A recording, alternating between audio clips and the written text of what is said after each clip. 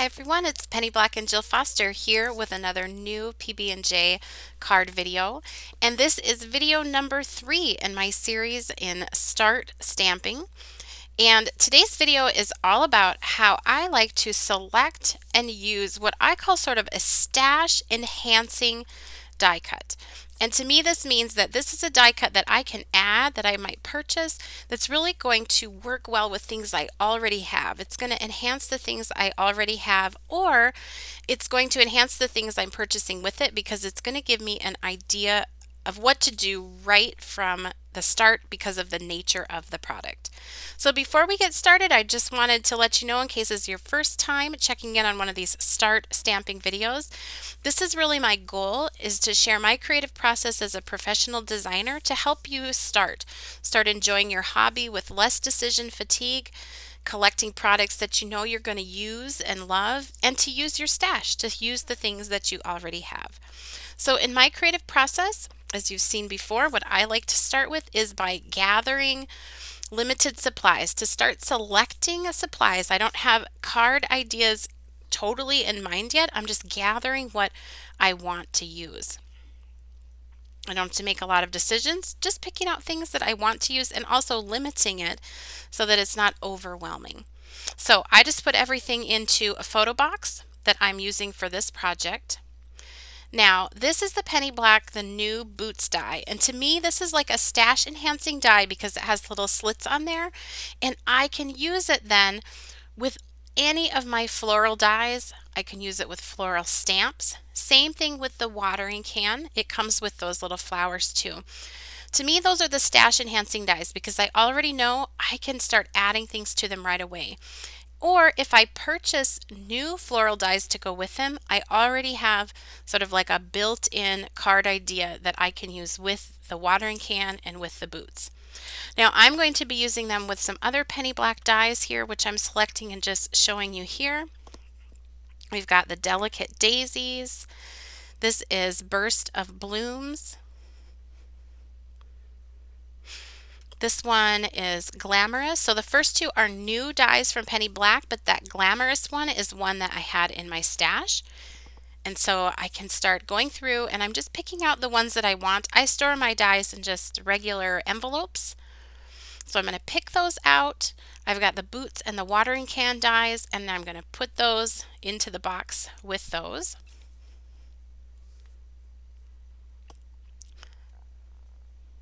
I also know that I'm probably going to want some type of frame die cutting with these, just to give them some extra dimension. So I've grabbed our leaf stitched frames die from my stash.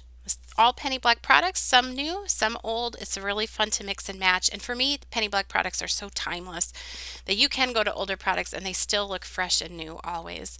Then I've also grabbed from my stash, this is Garden Fresh stamp set.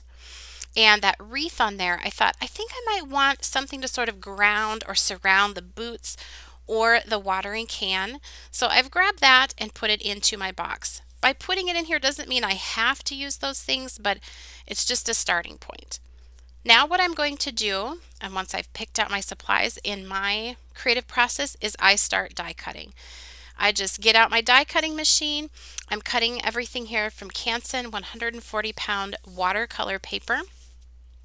And I just start cranking through and cutting out several of the dies. And then I just put the die cut pieces back into the envelopes. If they're smaller pieces, sometimes I just put them on painter's tape and then stick that inside of the envelope. You wouldn't have to do that, but it sometimes makes it easier when you just want to get a little leaf. You can just pull that open and peel one out instead of digging around or dumping out the whole envelope. And then I put that into the box. With the frame dies, I just wanted to show you here. I've cut them a couple of different ways. One, I just took my card, a standard size piece of cardstock like this. I laid this frame down and used a little washi tape to hold it and ran it through the die cutting machine. And I'm using actually the negative piece that's left to create a frame like that. And of course I also just ran it through to use the whole panel as well. So I've got my die cutting done. Now what I'm going to do is just start adding color. And you can just relax now and add color. You don't have to have your card idea or your card design in mind. There aren't any decisions to make except just what color you want to paint, what is making you happy as you paint those. You can use any medium that you like. I've decided to use my Sakura Koi Field Sketchbox watercolors. I love watercoloring. I've got those, a little paper towel, and some water off to the side. This is also a great set of watercolors if you are in a small space, or if you like to do some of your painting. Once you get to this part, all your die cutting's done, or if you were doing cards with stamping and then you're to the coloring step in the creative process, with these watercolors you can easily take them wherever you want to be. So if you want to be doing this while a movie is going in the background, I have a hard time sitting still during movies or not doing anything. So I find if I have some things already die cut or stamped, I can grab these watercolors, grab a little TV tray, and have that just so I can paint while that's going. You could, if you don't like to paint or color, you could definitely color these in using like your distress inks with the ink blending tool and a foam pad. So you could do some ink sponging on top of these. Or you could cut them from colored cardstock and just be ready to go right to the assembling step. For me though, it just takes off some of the pressure to only be doing one little step at a time instead of looking at a blank card and going from beginning to end and coming up with the design. I will keep some of these on a little bit of painter's tape to help those small ones not from wiggling all around while I paint them. And if I paint anything that I don't use, then I just store it in the envelope, and it might come in handy for a future project. Here I've painted them yellow, and then I'm adding just a touch of some orange on top of that, blending it with water. I think that just gives it kind of a rich yellow color. And then I will paint the leaves.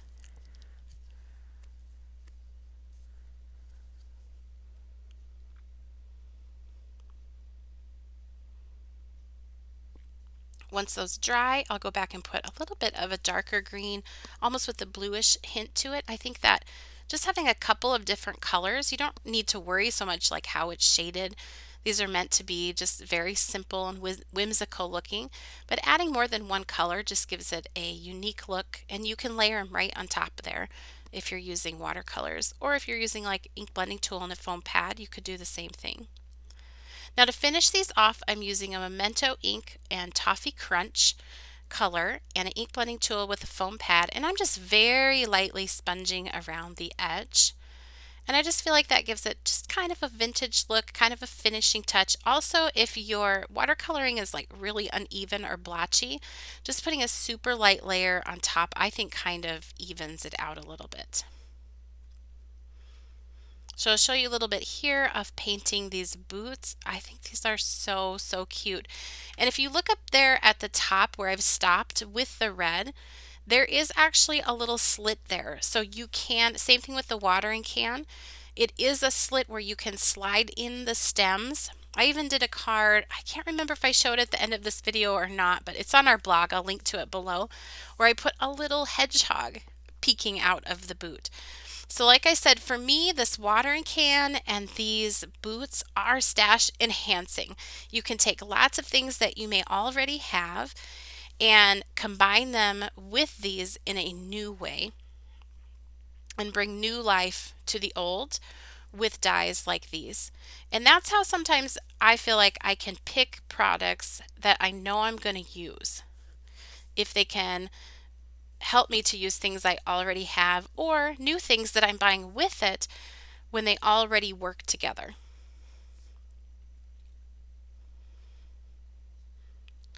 So I'm just working section by section. I put down the darkest color first, so I dip my paintbrush into the paint and bring it right to the die cut, and that's where it's going to be darkest because there's mostly paint, it's mostly saturated.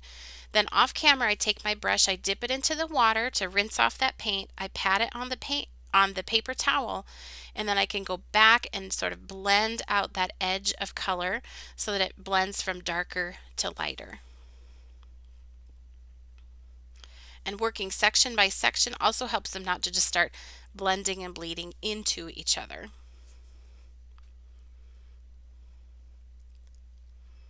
These little boots are so fun because you can do so many different colors with them too. Same with the watering can. I did it like a traditional silver gray color, but you can do either one of these in so many different colors, which is really fun too. I think it'd be fun to do a card with like a line of these boots, like 2 or 3 of them lined up next to each other. Here I'm just painting some extra leaves. Again, that watering can die cut comes with some flowers and some leaves, which are also super handy. I'll show you at the end of this video a card I made just using the flowers and the leaves. So there's lots of different uses for these, even to pull in to embellish totally like other types of cards. Again, with these, I'm going to use that Memento Toffee Crunch ink, just to very lightly ink the edges and slightly on top of the image. Just kind of evens everything out. It's subtle, but I like what it does. You will want to make sure they're dry though before you do that. And I can do the same thing here on these little leaves. Now I'm going to take some white acrylic paint, and all of the supplies I'm using, I can't remember if I said this, but they're all listed for you down in the YouTube description box below, including the colors, the papers, the paintbrush, and all of the penny black supplies are listed and linked for you too. So I'm just using some acrylic paint, and I'm just adding some polka dots here on these boots. Just a fun little touch, just picking that up and just lightly dabbing it down. You could use a gel pen too. I find this just a little bit easier for me. So now that I have all these elements, I've put them in my box. Whenever I'm ready, I can sit down and just have fun assembling things, playing with the elements that I've already prepared and adding finishing touches or maybe a little bit of background stamping to go with it. So this is now just the assembly time. Again, not too many decisions to make, just a little bit. So I have this wreath stamp that I pulled. It was in the box, and I'm going to stamp this with a very light gray. This is Shadow Gray Ranger Archival ink. I love this color for like subtle stamping. And I am stamping onto or using the MISTI stamp positioning tool, so I can do it a couple of times just to make sure I can start light and then darken up the color by stamping repeatedly.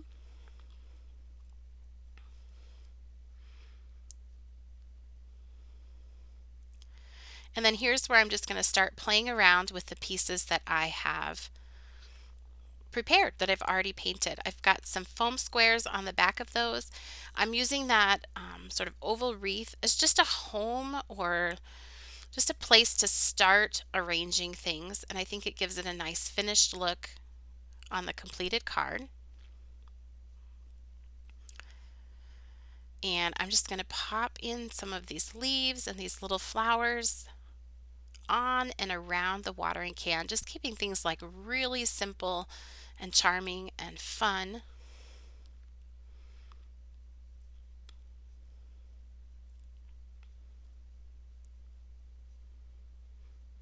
And I'll finish that, add some finishing touches here with some self-adhesive pearls.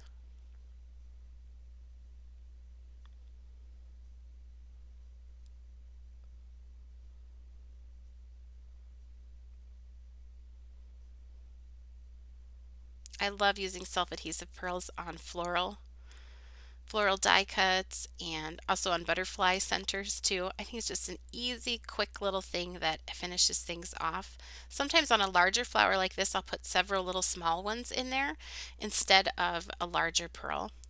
And then all I did was add a stamped sentiment. I stamped it with Versamark ink and heat embossed it and trimmed it out and added it to the card, and it is complete. Here is another one that I did following those same techniques, but there you can see where I used that glamorous flower creative die and added it into the watering can and just added a little bit of twine there with the sentiment, but I still have that same wreath stamped in the background. Now for the boots, I've already stamped that background with the wreath, and I will begin adding some flowers here with these. These are the flowers from the watering can set. Again, super useful. So to follow the same layout as I did on the watering can, kept it really simple. Here's just a little tip: if you want like a yellow center to your flower, you can use your self-adhesive pearls, and I just colored them with a yellow Copic marker, so an alcohol-based marker. You can just color those. So all I do is buy the white ones.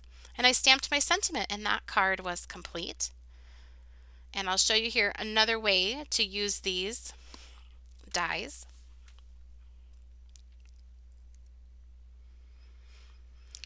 Here I'm going to sort of play around with some of those elements that I already have ready sitting over there in my box, but I'm going to create an ink blended background. So I'm starting off of the edge and working my way on using an ink blending tool with a foam pad. I'm using Cobalt Archival ink.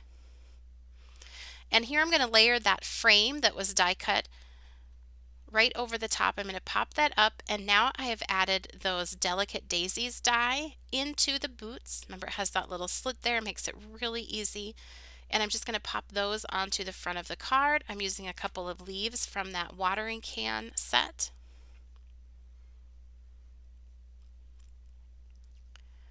And I'll just glue some of those in there, a couple tucked into the boot and then one down below. This gives kind of like a diagonal layout to the card. And I finished it off with some die cut butterflies. So for those, I did reach back into my stash. They weren't in my box. It was kind of a last minute decision, but you can always do that too. I also added a sentiment, live life in full bloom. Now I have one more idea to share with you with the boots. So here I'm going to use a floral stamp. This is from our soft stem set, and I'm stamping that in a light gray. And I find that very light, subtle stamping in the background helps finish things off. And I put our Burst of Blooms die into the boots there and layered a die cut sentiment with a stamped sentiment. But that little touch of stamping in the background really finishes off this card nicely. And then it's layered onto that leaf stitched frames die that we had ready from our die cutting session.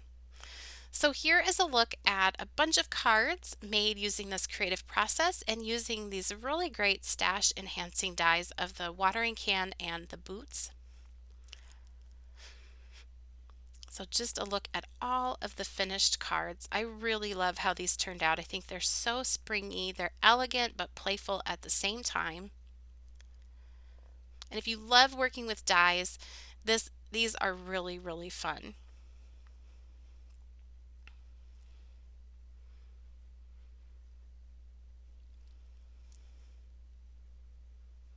Make room here for a couple more ideas for you. Here's that one with the flowers stuck right into the watering can. And then finally, these are those flowers from the watering can creative die set, and you can see they're just really useful to use with lots of different stamps. I hope you enjoyed today's video. If you did, please be sure to give it a thumbs up and subscribe to our YouTube channel. You can also connect with Penny Black on Facebook, Pinterest, Twitter, as well as Instagram, our website, and blog, and all of those are linked for you down in the YouTube description box below. Happy stamping!